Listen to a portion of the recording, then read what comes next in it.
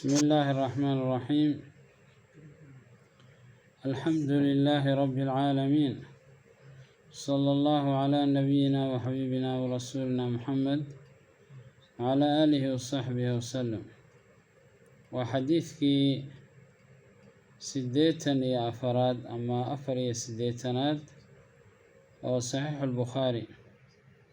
عن ابن عباس رضي الله عنه أن رسول الله صلى الله عليه وسلم خرج ومعه بلال فظن أنه لم يسمع النساء فوعدهن وأمرهن بالصدقة فجعلت المرأة تلقي القرط والخاتم وبلال يأخذ من طرف ثوبه في طرف ثوبه. حديث كان وحكور رميا عبد الله بن عباس رضي الله عنهما أن رسول الله صلى الله عليه وسلم رسول كان عليه الصلاة والسلام وخرج إنه صباحي صففكي رجع سوء وعدنا إلى صففكي هوانكو سو جاري مركا صففكي رجع صادح مري wuxuu mooday nabiga calayhi salaatu wasalaam inay dumarku maqlin wacdigii sida awgeed buu meesha haweenka aaday. anna rasuulallahi sallallahu alayhi wasallam kharaja wuu baxay oo safafkii buu dhex maray wa macahu bilaalun markaa bilaal baa la socday. bilaal magaciisu waa bilaal ibnu abi rabaax alxabashi, hooyadiina waxaa weeyaan xamaama. marka bilaal baa la socday. fadanna wuxuu mooday nabiga sala allahu calayhi wasalam annahu lam yusmic innisaa haweenkii inuusan maqalsiin. markay raggii maqleen inaysan haweenkii wacdiga maqal buu mooday nabiga sala allahu calayhi wasalam. fawacadahunna wuu wacdiyey. wacdigii nabiga waxaa ka mid ahaa inuu yidhi xadiid kalaa lagu sheegay إني رأيتكن أكثر أهل النار لأنكن تكثرن اللعنة وتكفرن العشير. وحان أركي أهل النار كهوين باء بدن سببتنا وحويان لعنة دينا بدن تتكاد لعنة ديسان زوجكنا وكب بين إنسان وناقو إذن قال يوردن هوينتو وحيليه مركي نيكا كعروت ولقى خير كامار. marka saas awgeed bay ahlu naar u noqdeen haweenka inta badan oo zawjkii wanaagiisii iyo khayrku falay. dadka haweenka inta badan way ku kufriyaan cashiirkii ma garat. marka nabiga wuxuu yiri calayhi salaatu wasalaam innii ra'aytukunna akthar ahli an-naar, waxaan arkay haweenkiiow naarta inaa ugu badan tihiin. maxaa yeelay xadiidka waxaa lagu sheegay xadiid kale tukthirna allacna lacnadaad badisaan wa takfurna alcashiira zawjkana khayrku idiin galay waad qarisaan. marka xadiidkan waxaan ka faa'iidaysanaynaa in la wacdiyo dumarka oo majaalista wacdiga ay imaadaan oo muxaadaraadka ay imaadaan, laakiin shardi baa lagu xiray oo haddii fidna laga nabadgelayo rag iyo dumarkii aysan isdhex yaacaynin oo haweenkuna meel gaara leeyihiin ragguna ay gaar leeyihiin oo la kala nabadgelayo. marka in muxaadaraadka iyo wacdiga ay iman karaan baanu ka qaadanaynaa. wa amarahunna wuxuu faray nabiga sala allahu calayhi wasalam bisadaqati, sadaqadii buu faray, sunnadii sadaqada ahayd.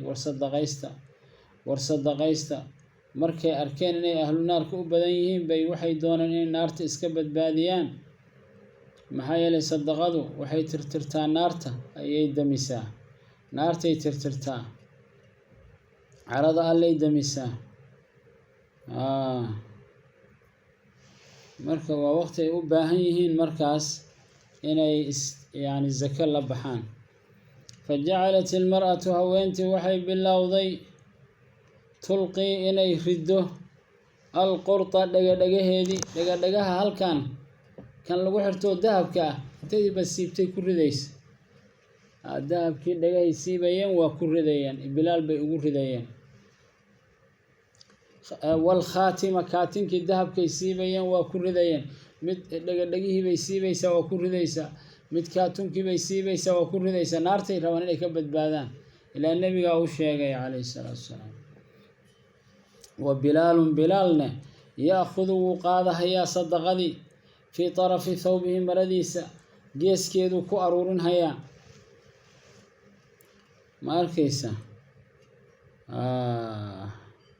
si uu nebiga hadhow dadkii u siiyo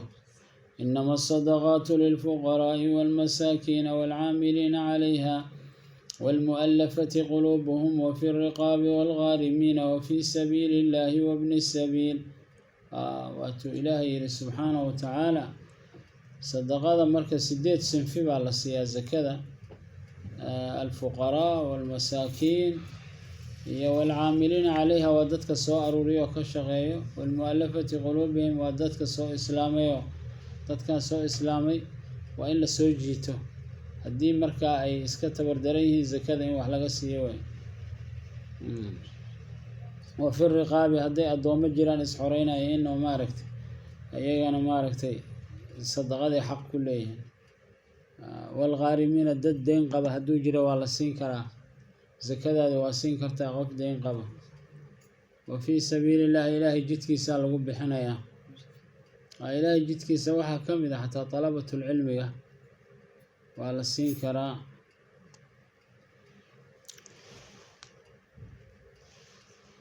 marka xadiidkii intaasu ku egya nabigeenna wuxuu noo sheegay calayhi salaatu wasalaam xadiidka ibnu cabaas baa wariyey nebigaa soo baxay bilaal baa la socday wuu wacdiyey wacdigii wuxuu mooday inaysan dumarku maqal oo raggi keliya ay maqleen markaasuu nebiga calayhi salaatu wasalaam haweenkiibuu u tegay waa wacdiyey wuxuu ku yidhi waxaan arkay inaad naarta u badan tihiin haddaan naarti fiiriyey ragga iyo dumarka u badan sababtuna waxa weeyaan lacnadiinaa badan caydiinaa badan muxuu ahaa zawjkana waa ku khayrku idin siiyey waad inkirtaan naagta zawjkeeda nebiga wuxuu yihi calayhi salaatu wasalaam hadduu intaasoo sana axsaan u galay hal maalin la isku xanaaqaan weligay khayrkaama arag bay leedahay taa awgeed buu nebiga wuxuu arkay in maaragtay ay u bateen naarta oo camalkii naarta marka istaskiyey oo isdaahiriyey leeyahay sadaqaduna marka jirkay daahirisaa carada allay damisaa naartaa looga badbaadaa oo la isaga ilaaliyaa xadiid kale nebiga wuxuu yihi calayhi salaatu wasalaam ittaquu naara walow bishaqi tamra xataa gabal timira naarta isaga ilaali marka maalin walba isku day inaad wax sadaqaysato gabal timira xataa maaragta hadaa xaba timira haysato miskiin ku imaado gobolka kala goosta ma arkaysa saas wey marka barakada iyo khayrka sala allahu calaa muxamed waaalihi wasaxbihi salama tasliiman kahiiraa halkaa waxaa noogu dhammaaday darsigii saxiixu alimaam albukhaari marka adkaartii baan hadda akrinaynaa kitaabkeena xisbu muslim awalkaa marka xisbu muslimkii waxaan isku dayahay